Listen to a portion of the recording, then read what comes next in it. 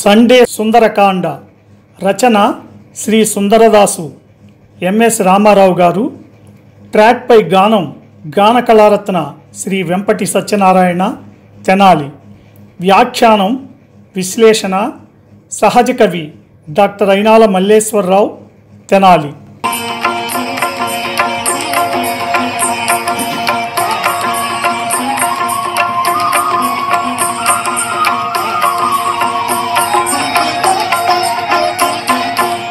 శ్రీ హనుమాను గురుదేవులు నాయద పలికిన సీతారామ కథ, నే పలికెద సీతారామ కథ. దేవతలందరూ పరిసేవింప, ఋషిగణంబులు అభిషేకింప, గంధర్వాదులు సంకీర్తింప, బ్రహ్మాదులు మునుముందును దింప, సీతారాముడు విష్ణుదేవుడై శోభిల్లెను కోటి సూర్యతేజుడై అని తెలిపే త్రిజట స్వప్న వృతాంతము, భయకంపితలైరి రాక్షసీ గణము.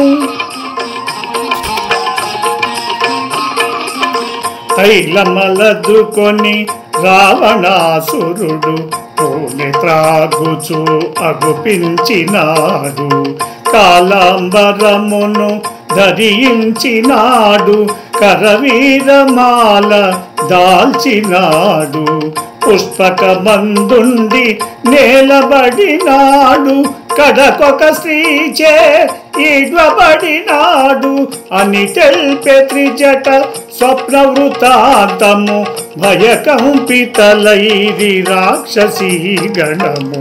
శ్రీ హనుమాను గురుదేవులు నాయద పలికిన సీతారామ కథ, నే పలికెద సీతారామ కథ. త్రిజట అనే రాక్షసి తన స్వప్న వృత్తాంతాన్ని చెప్పుచుండగా తక్కిన రాక్షస స్త్రీలంతా గజగజ వణికిపోతున్నారు.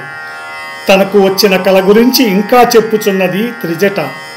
దేవతలందరూ సేవిస్తూ ఉండగా, ఋషి సమూహములల్లా అభిషేకిస్తూ ఉండగా, యక్ష కిన్నెర కింపురుష గంధర్వాదులు కీర్తనలతో సంకీర్తిస్తూ ఉండగా, బ్రహ్మాది దేవతలెల్లరూ ముందు ముందు నడుస్తూ ఉండగా, సీతారాముడు విష్ణురూపుడై కోటి సూర్యతేజ సమానుడై శోభిల్లుతున్నాడు అని త్రిజట తాను కన్న స్వప్న వృత్తాంతమును రాక్షస స్త్రీలకు చెప్పింది.